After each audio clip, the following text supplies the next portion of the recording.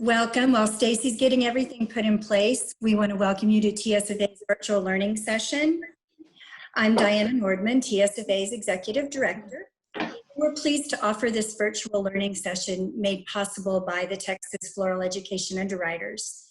TSFA's virtual learning session will be archived and made available at tsfa.org, located at the TSFA Demand tab.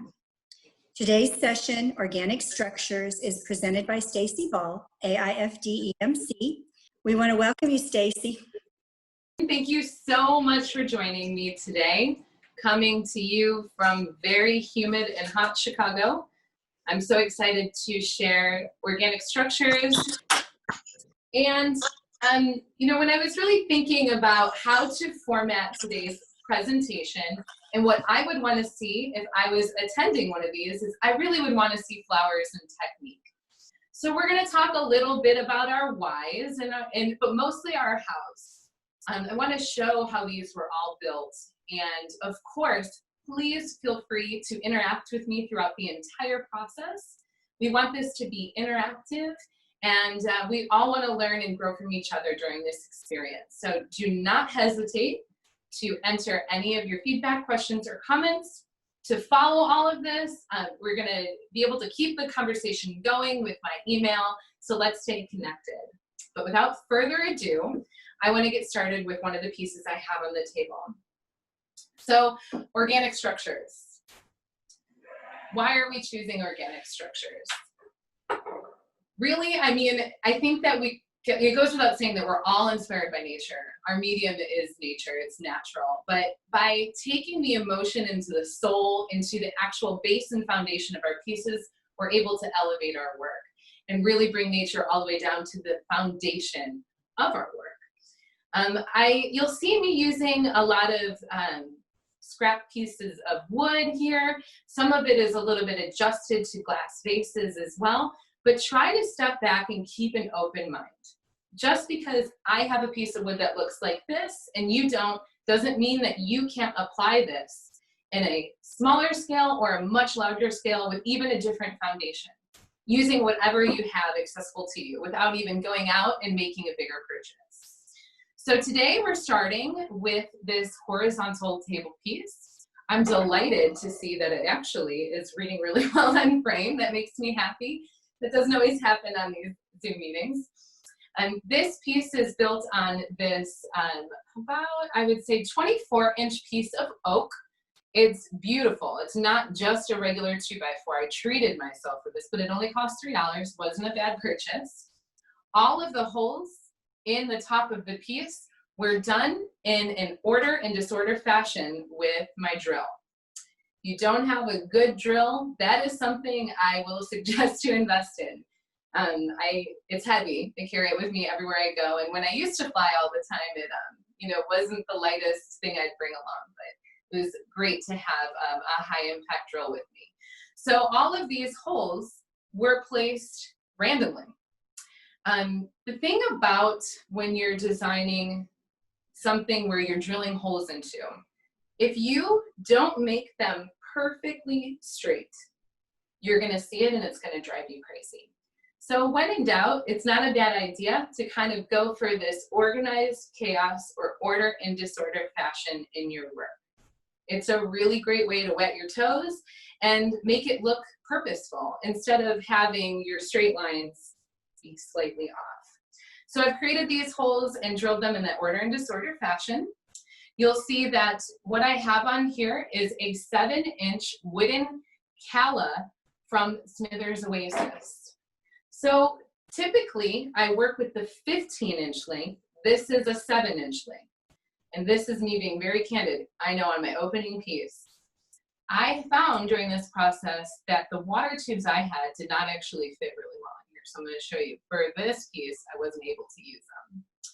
Typically, the 15-inch wooden calla will take a 3-inch water tube from Smithers Oasis really easily right into the reservoir, but this 7-inch one will not. So unless you're creating a smaller water tube yourself, which could be a whole other YouTube video, I can show you how to do it out of a drinking straw, believe it or not, or you can save your dendrobium orchid tubes. If you only have your standard 3 or 4 inch, go with the 15-inch calla, not the 7-inch, because you'll have to modify the size of your water tube. These are incredibly lightweight and they're made out of wood. So not only is our base organic, our bamboo skewer that's been cut down just to be hidden as a mechanic is also natural, and so is our wooden calla. I've created that hole in the top, drill bit to fit the bamboo skewer, very inexpensive. It's barbecue season. You can get them at the grocery store, inserted it into the wood, and slipped the wooden calla right on top. If you want to secure it a little further, you can always use a U-glue dash or even a drop of glue. I really like E6000 craft glue. It's a great thing to have around. But if you want to make this interchangeable, you can just slip it on there and then the water tube would secure it. So these are placed in this order and disordered fashion to mimic the actual flow of the wooden callas. The color palette I've chosen is very active and lively.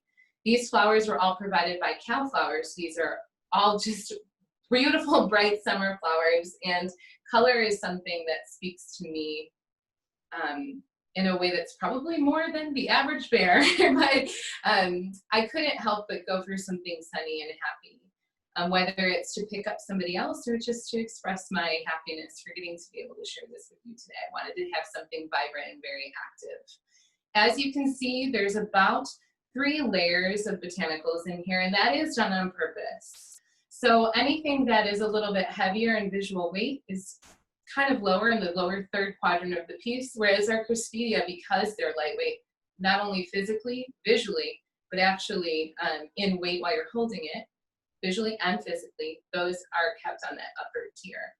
So they're dancing without, and they actually become an organic structure in themselves as they interlock each other when they dance throughout the piece. So these bright and vibrant blues and yellows, I think are a really good addition to a summer palette. And if there's no questions about this one at this time, without further ado, I'd like to jump into my next piece. You can see how lightweight it is. And this could also be done on a much smaller scale, even if you got one of those small pieces of free lumber. Excuse me for one moment.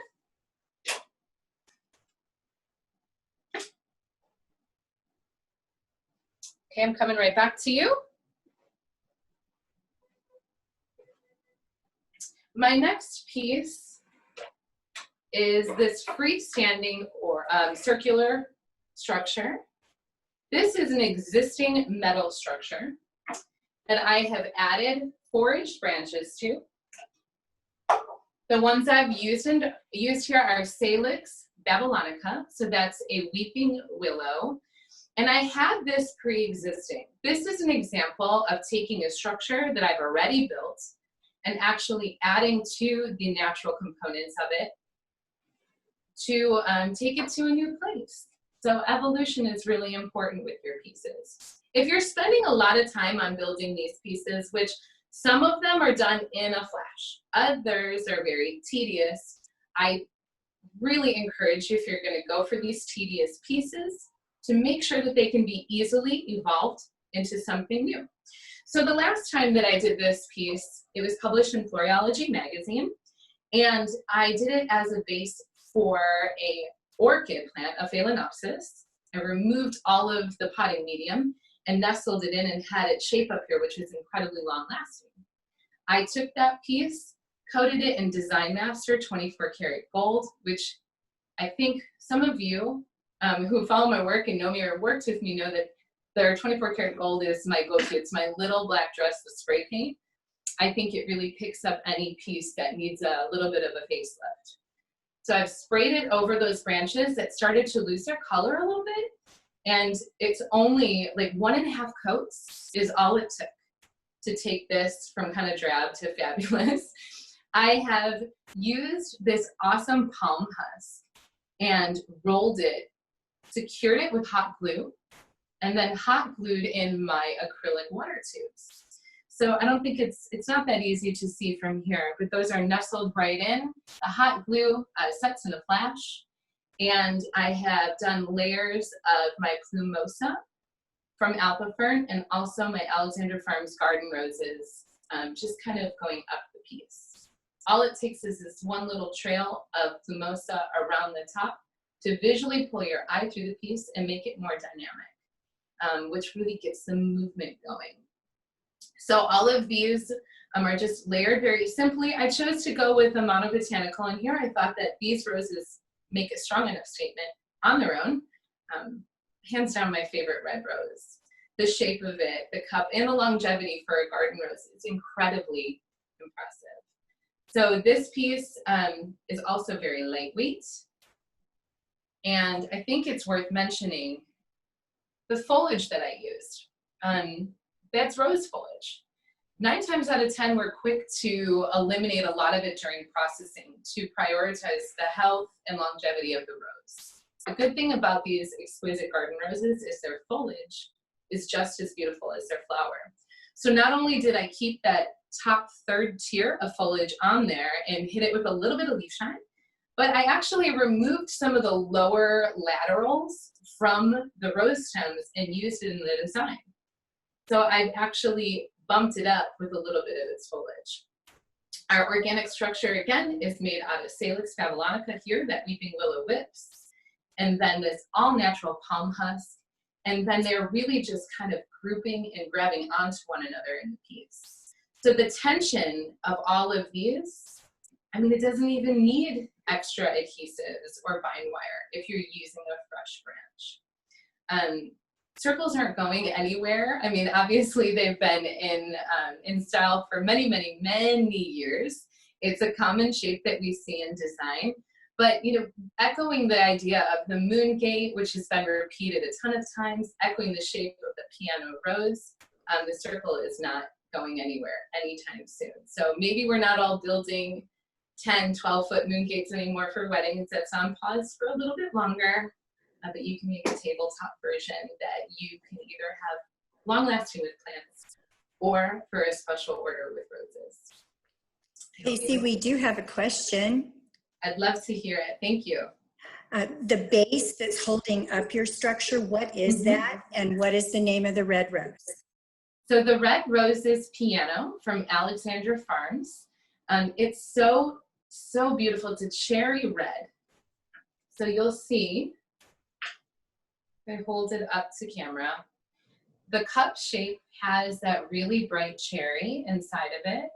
And I find with this particular variety also comes in pink. So there's a pink piano variety of this one that I like how there's not a lot of uniformity in this particular garden rose. When you get a pack, you're getting a whole range of really beautiful open roses to some that are smaller in bud.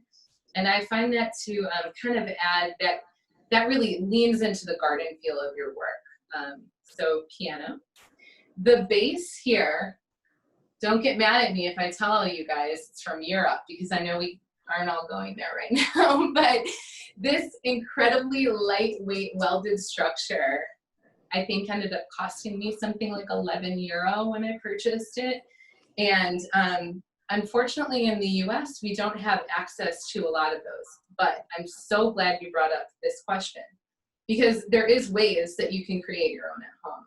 The most inexpensive, easy way to build one is with a wooden embroidery hoop, popping out that outer circle that has the split and the metal ring, and using that full inner circle. If you attach that to a board of wood with just 2 nails, you can have an upright circle for less than 50 cents. So if it's something you want to try and you don't have access to this really great framework, you can make one yourself. This one has a double track. So if you see the depth in it, it does really help add to the piece, because then you're able to really sink more flowers into it. But once again, if you're creating your own organic structure out of a wooden base in this embroidery hoop, you can just double it up. You can do one in front and one in back, and you can secure it with some cross branches to kind of make it a little bit sturdier. But perhaps that's something that we show on a later video, because I was hoping to show that in person during our showcase presentations this year. So maybe we can add that to a later video. Does that help? Thank you, Stacey. I believe everyone would like to see your you showing that. Yeah, I mean, case in August maybe. Yeah, I think that that's a fantastic idea. And I mean, really, when you can build something with common goods that we can get either shipped to us easily from the house, maybe we even have them laying around, it's not only easy and inexpensive, but it's accessible for all of us. So I know that, you know, we start and we dream of structures like this. They're not a bad investment because you can use them time and time again. And you can also edit the color stories with Design Master, which is what I do. I layer them lightly with different metallics all the time and repurpose them. But I do think that that embroidery hoop upright circle would be a great tutorial. So I'd love to share that with you at a later date. So this is something that's very versatile. When it comes to palm husk, it doesn't stop here. That can easily be used as the base for a bouquet. It can be sunken on top of wet foam in an arrangement to cover up foam as a form and function as a mechanic. I really like it. I've built botanical dresses out of it when I've done couture shows. Highly recommend looking into different fibers and husks into your work. Lightweight, long-lasting, and really fun and easy to work with. So I'm going to move on to the next one, if that's okay. I'll be right back.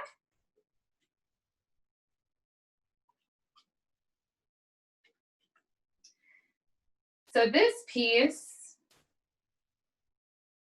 is very calming. We have it coming to you in a pure palette of all white.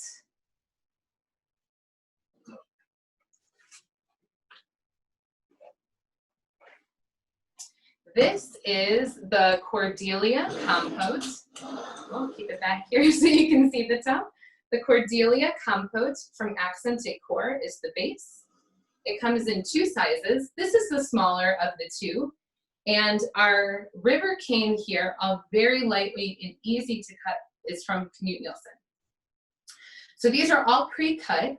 Once again, just as mentioned in the first piece, if you're looking for a very uniform hedge, you have to be really cautious in these type of designs. The Cordelia Compote does have a little bit of a curve on the inside versus a completely flat bottom. So if you're going to go for something where you want it very uniform and hedge-like, highly recommend going with something that's really flat, which you're not really going to find in a ton of glassware in this size, but you will find it in tin and other types of containers as well. So if you have a little bit of a curve in your glass vase, I would recommend kind of altering the height, even just slightly, so it looks more intentional and a little bit more successful in the end design. All of these were pre-cut, once again, really easy. This is about 3 bunches of the river cane from Knut Nielsen, and they were all measured out to about the same size, pre-cut. When we were placing them in here, I tried it a few different ways in a few different containers. It's a little tricky. They are slippery, but these are all held by natural tension. So if you don't have a helper, by the way, I've tried it with a bunch of other household items, like putting heavy cans in there to work around it. The easiest way is to tilt your container on the side and place all of your river cane as it's laying on the side. And then as you get them tighter and tighter and tighter, then bring the vase up. It's a lot easier than placing them directly into the container. So once again, tilt it on the side and enter them that way. There's no adhesives. There's nothing in there holding it together, just the natural tension of the river cane. I find that fascinating. So this is something that can be used in so many different applications. If you have a bud vase, which I wanted to show you how I did it here with just a water tube on the inside and Middlino. This type of a style of design can go long-wise. It can be repeated in a lot of containers. Or if you want to try it on a smaller scale to maybe reach some of your customers, or just you wanted to wet your toes before going bigger, you can choose something a little bit smaller and maybe even a smaller natural material like the Middlino from Smithers Oasis. So once again, I'm going back to here. I'll come back to this one. We have river cane in this hedge fashion, and then I've sunk it in my water tubes, which is kind of hard for you to see from this angle. Once again, I'll get a photo for you of the aerial. I have 2, 4, 6, 8, 10 water tubes sunken in, and they're only about to this level. If you have longer stems that are heavier flowers, I recommend pushing them further down. The further down you push them, the less river cane you're gonna need. But it's a trial and error thing. There's no counting involved. It's tough to guess how many bunches you're gonna need, so always buy more and have it around, because it's better to overestimate than underestimate when you're in this type of situation, especially. So once again, this is 3 bunches of that. If you had less, the solution is obviously just to make it shorter. It looks really beautiful if you do it flush to the top of the container and you're doing something low. Then you can really enjoy the structure of the entire hive. It almost starts to look like a bee hotel, which you'll see around in a lot of places now. It's a really beautiful piece, and I did photograph it, so I'll share that with you guys later. Once again, no adhesives, all natural tension, and then we've just done an array of all pure and simple white flowers from Cal Flowers, freesia, ranunculus, and that's it. The only thing is I wish you could smell it, because it smells absolutely incredible. So for example, if we go back to here, we can just fill our water tube. Now with something like this, you may choose to do, let's make it a bud vase, right? It could be a single rose and you can have it up. It can be a small cluster of little flowers, or even a vine that would trail down the front. Let me see what I want to try here. I wish you guys could see all my stuff. I'm sorry I don't have a big frame for you. May I ask a quick question, Stacey? Anytime, of course. I think you might have just answered this, but did you use anything to adhere the tubes?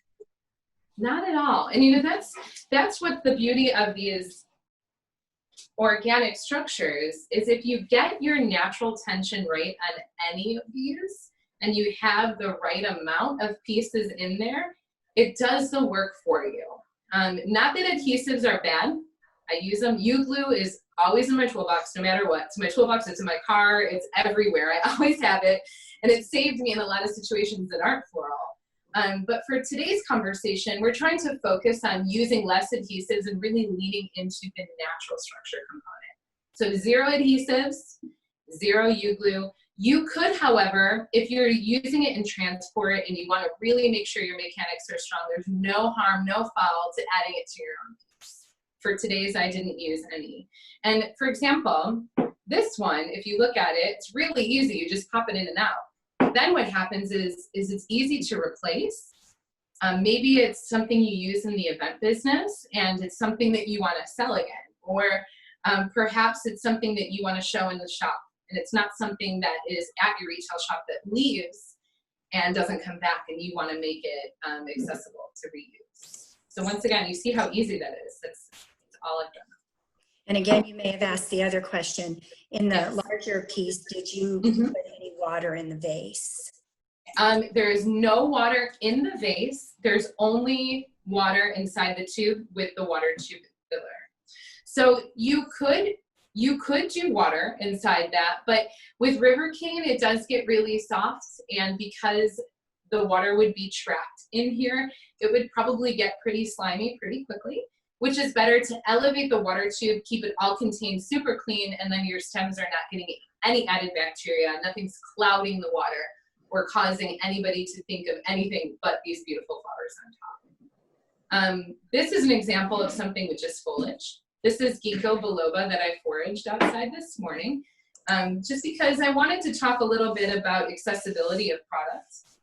All of our vendors have been amazing through our new challenges that we're facing in our industry. But you know, don't be afraid to open your mind to new foliages, new products. A good relationship with your suppliers is the most important thing. All of our underwriters have been so gracious with me and so quick to reply. If something wasn't available, they made sure to find something else to provide, which, I mean, that's all about the relationships you have with the supplier. But that being said, don't be afraid to try something new. And, you know, if you don't have the accessibility, I know here in Chicago, especially during the first couple months of our shelter-in-place order, it was very difficult for us to get flowers to our wholesaler. And it was a time to start to explore cutting new things and foraging, just to add accents to some existing flowers I got from my vendors. You know, it's a fun thing to try. Ginkgo biloba is a really interesting shape, and I like to use it in my piece. It's very quintessential Midwest. So all I've done is clean a stem and put it in here, and I'm going to add a single flower for you. May I ask where you purchased the water tube fill bottle? Yes, that one, don't be mad at me again. That one is also from Europe, but us here in the US can easily get it on Amazon. Most of the time, they're actually sold in the sports industry as a water supply for football players and hockey players that can drink through their helmets, believe it or not. So if you look under sports supply from a large sports retailer or on a website like Amazon, you can find them very inexpensive, only a few dollars. But it's so important to have, not only in this circumstance, because you don't spill, it's very, very easy, even to come up higher and shoot in there. But if you're filling water tubes in an event, or maybe you're topping off the top of a tall taper vase and you don't want to spill and make a big mess, it's not a bad idea to have it in your delivery vehicle as well. Every florist needs to have one. So just adding a single cal flowers ranunculus to our Middlino miniature organic structure and just floating it simple on top. So, you know, I know that sometimes, once again, we look at labor-intensive work and how is it going to either appeal to the consumer that I work with, or how can I even work this into my shop or into my life? Start small. You know, big ideas can be shrunken down or expanded to something much bigger. Think outside the box, open up your mind and try something new like that. We just had a participant also mention that the water bottles may be purchased from a science supply house. Oh yeah, that's a great idea. That's a great idea. And I know that a lot of them have upped their shipping, especially during some of the most unprecedented times we've had, because they're trying to provide a lot of products for kids with homeschooling. So I'm sure that they've really kicked up their supply with that. But every single florist should have one in their toolbox. So I'm going to bring out another piece. This one's a little bit large. See if I can get the right view for you guys. I'm going to start by tilting it down a little bit. So this piece is on a wooden base from the hardware store. Its dimensions are 24 inches in diameter. The way that it was built is it was drilled into up and down, straight up and down with a homemade pocket jig. You can purchase one or you can make one. I have a photograph of it being done, so I can share that on my Insta stories later. You guys should follow along and I'll give you some behind the scenes on all these builds. But a straight up drilled into the wooden base. We have a wooden dowel. And if you can see, I left this one accessible so you can see it. A wooden dowel placed right into that guide hole from the drill.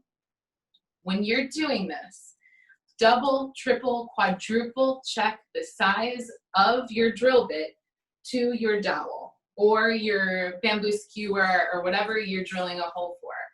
So it's good to try it on a piece of wood that you might either have at your shop, at your home, in your studio. Don't drill into your beautiful 24-inch round base from Home Depot unless you do it on the back side to try it before you're doing it to the top surface of your piece. So always have a piece of scrap wood to try it out on. Also, when you're drilling into your wood, it's good to have another guide piece underneath it so you don't harm your design table. You can always prop it up between two surfaces. I've even done it between two large trash cans in a pinch, or on a big sheet of styro if you have it available in your studio. Just make sure when you're drilling through, no matter how hard you try, once in a while it'll kick all the way through the bottom, protect your surface. So these holes were drilled. I have 11 of them around. The orbs that you're seeing in this piece repeated all in the circle are from Knut Nielsen. It's a curly willow orb, and they make a really good reservoir for water tubes. So we have a natural base in wood. We have natural wooden dowels, upright, no adhesives because we found the proper drill bit and checked it. They've been inserted in. If you use a rubber mallet to hammer them in, you'll make sure they're not going anywhere. You gotta make sure it's a deep enough drill hole and smashing it in a pinch. I've used the top of my ohanas like this to hammer it down, but a rubber mallet is another good tool to have in the shop. So I have lifted these curly willow orbs just slightly. When you're looking at your work, whether it's in events or even in your shop or your own artwork, you start to see signatures in your work, and transparency is absolutely mine. You'll look at this piece here with the Cordelia Compote from Accent. It's lifted off the table. Just that slight little change in airflow beneath the piece does change it. Same thing with a little bit of elevation underneath the curly willow orbs. It does change the spirit of the piece. So I encourage you to start to look at the base of all your pieces, whether they're organic or not, and start to think about elevating them and look at different ways to prop them up to kind of move the airflow around the piece. These orbs were just placed right on top of the dowel, and then I've used a zip tie in 2 binding points. We always use 2 binding points no matter what, whether we're attaching a water tube, whether we're attaching a curly willow orb, no matter what, always 2 binding points. One is never gonna be enough, and just when you think it is, a couple hours later something will shift or it'll swing. Always 2. So at the top, there is a binding point with a zip. These zip ties are in the same color palette as all of this beautiful muted peach and neutral story, just in case somebody spots them with their eyes. It doesn't become offensive. In 2 places, and then the water tubes were sunken into the orbs again without adhesive or without any type of glues whatsoever, because it is in itself its own organic structure. So anytime you have an orb with this transparency, consider using it as a water source. This, once again, if you cut the sight line, this could be a small tabletop piece. It could be 1 orb. It doesn't have to be a story of 11. The grasses that you see weaving around the piece are the Dune Grass from Knut Nielsen. I have a few different feathers in there to really kick up the pattern play. We have Amherst and ring neck feathers from Knut Nielsen. They come in 2 different lengths from the company too. These are the 18 to 22 inches. They have longer ones as well. But I really, I love them. I wasn't even going to design a piece like this, but it morphed into this beautiful nest. And then these amazing feathers from Knut Nielsen made sense. So we've gone for a nest-like flow. We've repeated our circle in many different ways here. So not only is our base a circle, our curly willow orbs from Knut Nielsen are a circle. A lot of our flowers that we've used throughout the piece are either completely globular, like the scabiosa, or repetitive with these beautiful roses. I mean, that is another round flower. So we've repeated round on round on round. All of the grasses that are woven through here are left wild on purpose. I did a binding technique with them. Left this one a little loose to show you. All this is bundled here, binded with the Smithers Oasis fine wire in natural. You could probably get away with, or this is, excuse me, the brown color. You could get away with natural, the green, or the brown in this color story, and it would blend right in. So it's just a quick bind. Typically, I wanted to show you here, but we would cut those tails off in the piece. You could always trim all of this if you didn't want it to appear that way, but once again, when we're going for natural, it's okay to have it a little bit gathered and wild looking. Then it doesn't look like you're trying to achieve this particular straight line on all of your pieces. These are woven around the dowel rods in here, and they're not adhered with adhesive. They're just holding on to one another and woven through. There was a couple extra binding points that I used the bind wire in, just to really ensure that they weren't moving anywhere. And then it's the same thing with those Amherst and ring neck pheasant feathers in the piece. They're woven throughout and dancing so it'll help bounce your eye throughout the piece.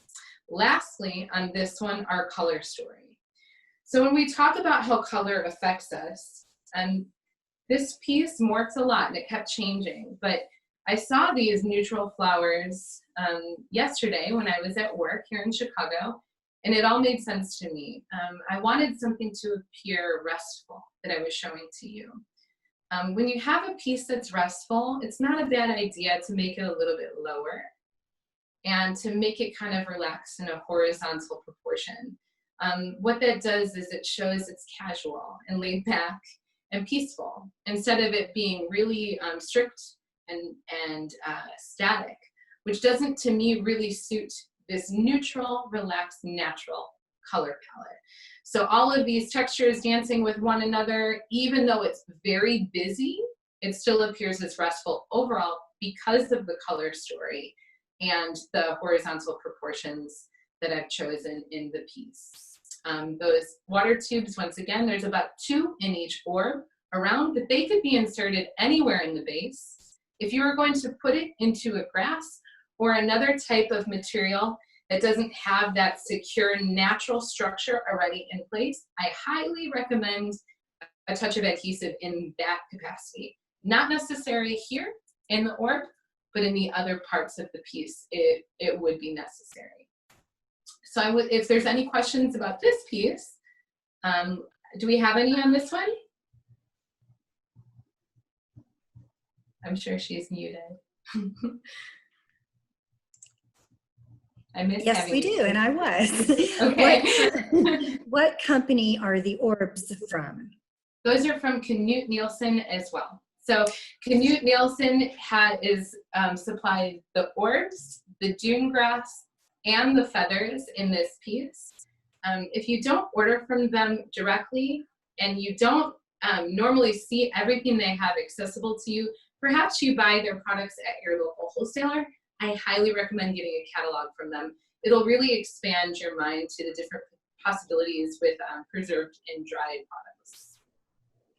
Well, there were 3 comments about this piece. Yes. The first one was wonderful. The next one, phenomenal. And then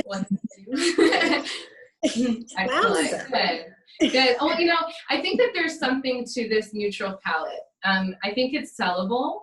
I've been finding here in retail in Chicago, I work at City Sense Chicago in the Streeterville neighborhood, which is pretty new for me to be back working retail. That is a major pivot because of COVID. I've found a beautiful new home with City Sense Chicago, and they have a fantastic team. I've found that a lot of our orders that are coming in lately are requesting either other ends of the spectrum, either we're going bright and cheerful or passive and neutral. There's really nothing in between. I find that this type of a palette, even though on the camera it's reading very pink, that is one downfall of not seeing you in person. All these colors don't read exactly accurate to you, but it's actually more of a peachy taupey hue. So I think that it can lead to a masculine or a feminine style design or recipient when you're going for a neutral palette. And I think it's classy no matter what. When in doubt, kind of going for this tone on tone, or even some people might refer to it as a monochromatic piece, which could be accurate, even though there's a lot of gradient tones in there. It's really foolproof when it comes to your work. So I'm really glad that this spoke to you as well. You know, when it comes to these organic structures, I think I've said this will be the 3rd time now. I can't reiterate enough how time consuming they can be.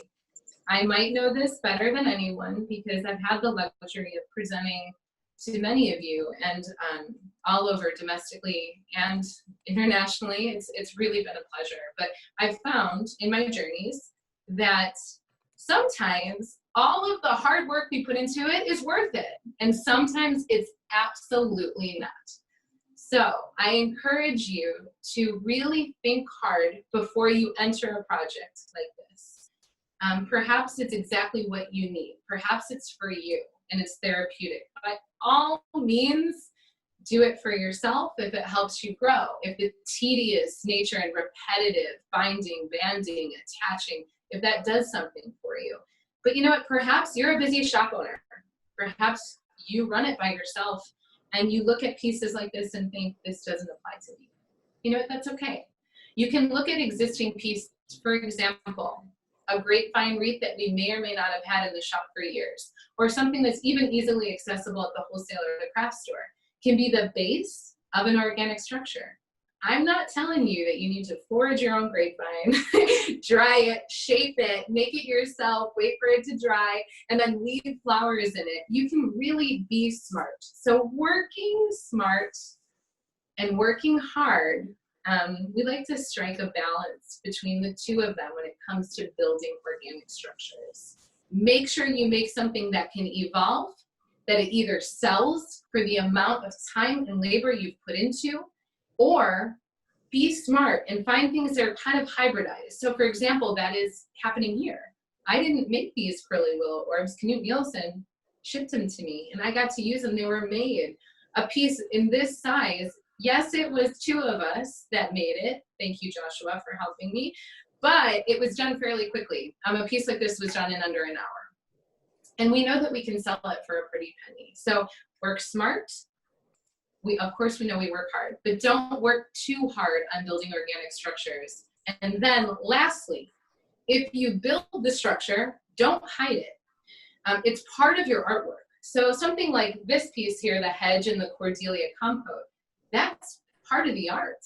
If you take hours, which this one was about, I would say, 45 minutes or an hour for labor. If you take that long to build it, don't hide your work. It's part of it. The good news is it took maybe a minute and a half to put flowers in water tubes. So your balance does happen at the end. So please, just be mindful of how much time you put into it. Make sure you're charging appropriately. And if perhaps it doesn't suit your market, start with something that's accessible and small, whether it's in your retail shop or your event business. Very much enjoyed your presentation today. We'd love to thank the Texas Floral Education Underwriters, which Knut Nielsen is one. They do have a $500 minimum. You could purchase directly from their catalog or visit one of our Texas Floral Education Underwriters. As with everything, our underwriters help support these wonderful virtual learning sessions. Today's featured flowers and product was donated by Cal Flowers, Alexandra Farms, Alpha Fern, Accent Decor, Design Master, Knut Nielsen, and Smithers Oasis. And to learn more about all the product donors, they have a link at the Texas Floral Education Underwriter page at tsfa.org. And then you may view this virtual learning video and others that will be archived at TSFA On Demand. Visit tsfa.org. We thank you so very much for joining us today. And Stacey, we appreciate you. Thank you. Oh, it really is my pleasure. The only downfall is that I don't get to see you all in person, but this is definitely second best to it. It's really great to be able to connect. Please stay connected with one another. Reach out. Let's talk about what you saw. Maybe you have something to share with me that would even add to my experience here. Let's stay all connected. Our community aspect of what we do is so important, and now more than ever. So thank you for connecting with me here. And I really look forward to the upcoming virtual learning sessions here with TSFA that I'll be offering throughout the year. Thank you so much for joining me today.